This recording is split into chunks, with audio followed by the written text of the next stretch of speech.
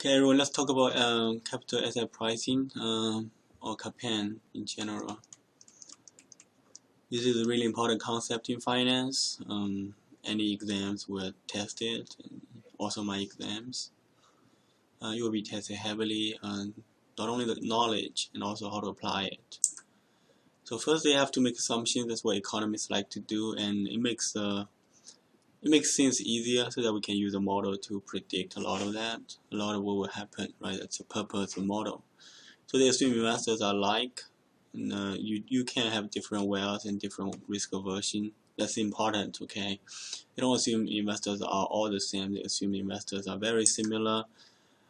What are they similar in? Okay, they are all rational. They are all mean variance optimizer. Okay, you consider identical portfolio sets. And also markets are competitive. You can borrow and lending at risk-free rate unlimitedly. Okay, so what they say is if all those are the same, okay, investors are going to hold a market portfolio. Market portfolio will be on the efficient frontier area and it is optimal. So we all have efficient frontier area a while ago, right? So what they say is if investors are, and also we added risk-free rate, if investors are rational and they all understand this, they all understand what's going on here, they all want a higher return with a lower risk, okay, what they are going to do is they are going to have a combination of only two assets, okay. One is risk-free, right? We use cash plus, and then we use the market, okay. So if everyone understands efficient frontier area and a modern portfolio theory, then it becomes very easy to give them a portfolio. They only need two things. One is risk-free assets, one is this M. And then if everyone do it this way, right? If everyone is holding an M, and then the M portfolio becomes a market. Is that confusing? It is confusing. Yeah, it is very theoretical, and there are a lot of research on that. I'll talk more about it. So basically, why would they do it? Okay, so let's just go back to this, right? Originally, like we have many portfolio here, right? So let's compare portfolio A here with the portfolio B. Using modern portfolio theory, you know that portfolio B is better than portfolio A, right? So we all agree, right? Because B and A has they have the same risk level, okay? However, portfolio B has a high return, so that's why everyone will choose B over A. However, we can get something C here, right? Why we have a C? How can we get a portfolio C? First of all, we have to know portfolio C is better than portfolio B, right? Which is totally new if you stay in the modern portfolio theory world. William Sharp says if you have risk-free assets, then you can create portfolio C, which is probably like 20% of your money will be in cash, right? 80% in market. Is that making sense? So this is probably going to give you portfolio C, which is better than portfolio B regarding the risk-return trade-off.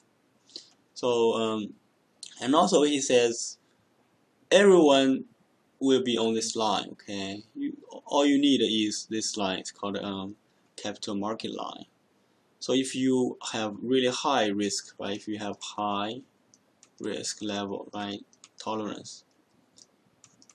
So you are going to have, let's say if you have high, right? You are going to short cash and then long market. So that's what's going on, right? If you are medium, right? Somewhere here, you'll probably just have 50-50, right? Or low, I'll say low. 50% and then 50% market, right? Somewhere in the middle. Is that making sense? This is high, this is low, right? And then if you have medium, right? Maybe you just buy medium would be by 0% cash, 100% market. So that's medium, right? So that's the whole idea. Are you guys with me? So let me just erase a lot of them and then try to go back and illustrate the most important idea once again, okay? So this is where you need to think about it, because it's very counterintuitive and it involves theories with assumptions. So we have many portfolio here, right? We have to agree that A is not as good as B, right, with the same risk level. And then you can create a new portfolio C. C would be like 110% market, then plus negative 10% cash. You can borrow or lend unlimitedly in this market because of the assumptions. You can create something C. Okay, that's why everyone will be on this line. Okay. So we were talking about this, right? Using Python, you can draw efficient frontier area, and then I'm going to show you using Python again how do we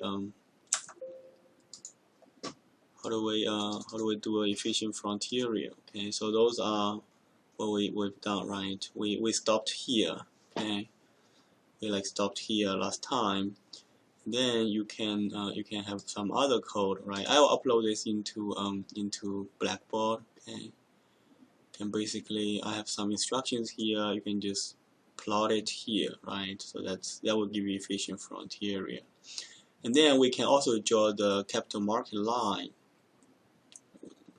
So if you, given that you are looking at the video, if you want more information, you can always pause it, okay, and then you can just go ahead and do it. So this is what it looks like, okay.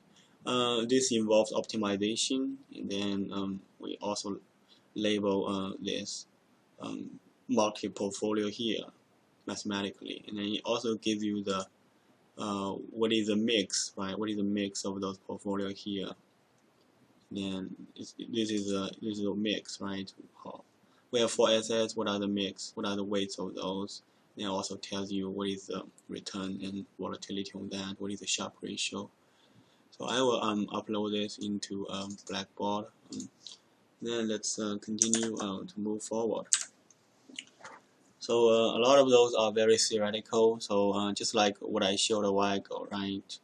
So this is very important. Okay, this is very important. You need to know how to do this. So and then they move forward, right? Risk premium is a reward investor require for taking risk, and then investor receive reward only for taking systematic risk. We talk about this in efficient diversification. So and then they say because the only thing matters is systematic risk, right? If you remember efficient diversification, only systematic risk matters. You will only be rewarded for systematic risk. How do we measure the level of systematic risk you have? So we will just compare your systematic risk with the market risk. Okay, we just assume that the market has systematic risk equal to 1, and then if your portfolio has a beta greater than 1, you have more risk than market. If your beta has less than 1, you have less risk. Okay. So then we calculate a reward to risk ratio, right? So this is your reward, this is your risk, okay? Or this is the risk premium, right? Again, the only reason why you get a premium is because of the risk you take. And then we only care about systematic risk. We use beta to measure systematic risk. Then you can just say the slope of the security market line should be the same, okay? You can write this. This is very important, okay? This assumes that in equilibrium, okay, all assets will give you the same reward to risk ratio. That's why we can write something like this. And then if you just change it a little bit, because if you change this, right, this is market, right, this equals to 1. If you just change it the way it looks, somehow you are going to get security market line, which is this. You need to know how to use this, okay, in your calculations. You need to know, you need to remember this. You need to know how to use it. You need to know how to interpret it. Okay. So this is what it looks like. Okay. So if we have security market line, then we have this is a market, right? Market has a beta equal to 1. If you have General Electric, it has a beta equal to 4. We know it has a higher risk or higher market risk. That's why it should have a higher risk premium. Okay. And then you will need to know how to calculate those. Security market line is expected return of and beta relationship. Okay, it comes from CAPM. Ideally, right? Ideally, your expected return of your portfolio, right, equals to risk-free rate plus beta of the portfolio, expected return of the market minus risk-free rate. This is from CAPM, and it's called a security market line, right? It should equal, right, if the market is in equilibrium or if the market is good. However, sometimes those two does not equal. Okay, 1 and 2. If those two does not equal, we are going to have the difference will be called alpha. It's called abnormal rate of return. Why? Because if it's normal, if the market is perfect, those two should equal. Those two will not equal only when it is abnormal. Okay, so you guys see how financial economists think about things. They make a lot of assumptions. They tell you what it should happen. If it does not happen, the difference will be considered something unexplained. Okay, and then they will give it a name. A lot of empirical tests focus on alpha. Okay. So how do we calculate beta? Okay, how do we calculate beta? We will just we talk about that, right? Talk about how to calculate beta. And then it needs to go back to Excel. So go to Yahoo Finance. Then you are going to download something. Okay, let me just pull up the Excel I am prepared. It's right here. Okay, so I downloaded Google. Okay, so you will just search Google. We just search Google on this screen. On Yahoo Finance, right? And then you are going to go to historical data, get a 5-year, okay, monthly, okay, 5-year monthly. Click apply. You can click download, okay. This is S&P 500, right? And then you can search for that's Google, right? And then you can search for S&P 500. You do the same thing, right? To monthly, 5-year, click apply and download here. So that's what I downloaded, okay, and then you can just calculate the return, right, with adjusted close. All those are the monthly return. We look at monthly, okay, in this analysis. You can also look at monthly return and then copy everything here, right? This is the date, this is a two stock, and then we have 3 other factors. Those are from this website, okay. You can just search. It's called Pharma French 3-factor library. I downloaded this. It's a CSV file. What it says is this is risk-free rate. This is small minus big. This is high minus low. This is size premium.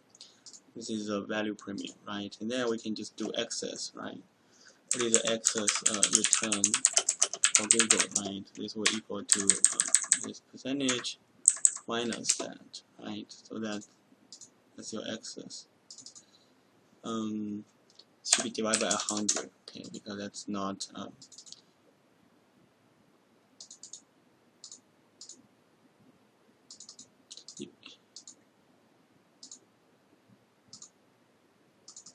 if you look at this, those are not percentage, okay, they don't have a percentage after it. It's this need to be divided by 100, okay. And then excess return, right, of the market, which is S&P 500 we use. I'm going to highlight this. Okay, just leave it out here. And then this will equal to that minus risk-free rate divided by 100, right? Just format it the same way as we did. So how do we calculate beta? What is beta? So you just need to go to data, right? And then data analysis. You can click regression analysis. Click OK. This is your Y, okay? And then your Y, and this is your X. We have labels, constant dot 0, and then we can just click OK. So this is the beta, okay? This is the beta we have, and then this is alpha.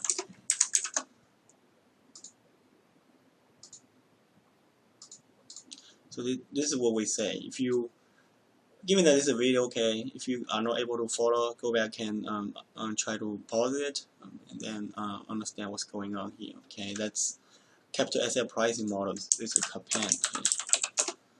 And then we have three-factor model, right? Let me delete those two rows because Farmer French does not have the latest data for those two rows.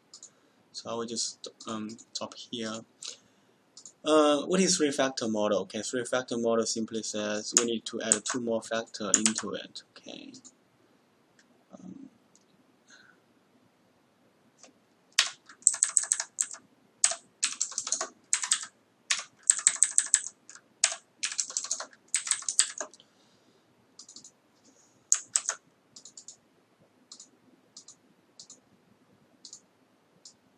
We just make it the same on the same scale. Okay. And then how do we do three-factor model calculation? You will just go to data, data analysis, regression analysis, and this is a y. Y stays the same, Google, right? And then we are going to change the x range to those three. Then you will have label, and then this is what it looks like. Okay, we delete two rows. So this is three-factor model, okay. So you will have three beta, okay. So this is a beta of the market, right? Beta of size, beta of value, and then you will have alpha. So what it says is, let me use my pen here. Then write it. So for three-factor model, okay, we know that. We know that the return of a portfolio, in this case I use only one stock, which is kind of weird, right? You need to use a portfolio because of unsystematic risk. This equals to alpha, right, plus beta of the market times, right, expected return of the market minus risk-free, which is the risk premium of the market. And then they added two others, beta of size, right? What is this? This is just a return of small minus the return of large companies. Right? This is a small company should have a higher return because of the risk premium. And then beta of value, return of value company minus the return of growth company. Okay, they just say growth company are a lot of times overvalued. That's what it says. Okay. However, if you go to this CAPM capital asset pricing model, it's fairly simple, right? Risk of portfolio equals to alpha plus beta. There should be a risk-free rate here. Okay, let me just add it. Let me just rewrite it. Equals to risk-free rate plus beta expected return of the market minus risk-free rate. Okay. So it has only one market, only one factor here, okay? And then right here, it should be risk-free rate. Okay, this is the idea, okay? Right here we have three factors, okay? And then again, if those two does not equal, left side, right side does not equal, the difference is simply the alpha, okay? Alpha should not exist if the model is right, okay? Alpha should be equal to 0. It should be equal to 0. If their theory is right, but a lot of times their theory has some. It's not perfect. That's why we have something called alpha. I hope this helps. Let me go back to the slide and finish the slides. Okay. So CAPM. That's why a lot of people test it. Okay. People test saying CAPM is basically false because they have market portfolios. No way everyone has the same thing, right? And if you are truly on the debate of them, they will say the market includes everything. Okay, it's not only the financial market in the U.S. It includes the whole world. That does include more than the financial market. It includes real estate, includes resources. We have even includes human capital. Okay, so basically, it's untestable. Even though a lot of people try to test it, and then that's why later we have multi-factor model or generally arbitrage pricing model. Okay. We have like three-factor model, some other include a four-factor model, and others, just like what I showed you. It does show that it kind of increase the prediction power of the whole idea of capital asset pricing model if you include more factors, but a lot of times those factors are hard to explain. They don't really have a solid theoretical backup. That's why if you look at three-factor model, they look at historical data, it looks good, but recently it doesn't. If you invest that way, you're probably not making a good return. So that's a good thing about finance, right? Especially investments, it will always change the patterns. That's why people use machine learning and other things to predict it. That's what I have for today.